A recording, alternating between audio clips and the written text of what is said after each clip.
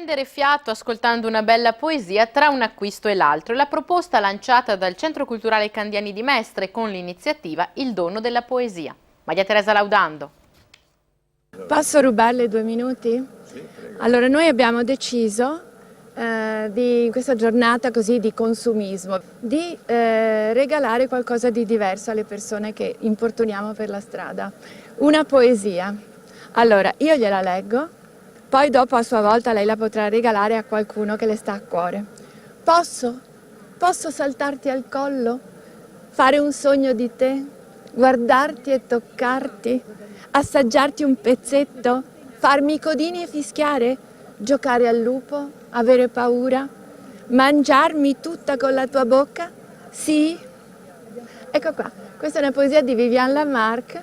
La darà a qualcuno che lei ama. Una nota poetica tra un acquisto e l'altro. Il progetto Il dono della poesia di Simonetta Nardi per Voci di Carta tra una corsa per i regali e l'affanno per la preparazione delle feste.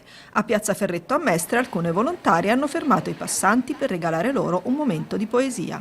È una iniziativa che abbiamo già fatto a marzo in collaborazione con il Centro Donna e ripetiamo quest'anno in collaborazione con il Centro Culturale Candiani in occasione del Natale. Noi giriamo importunando le persone nei luoghi critici, diciamo, e facciamo un dono, leggiamo una poesia e la lasciamo alla persona.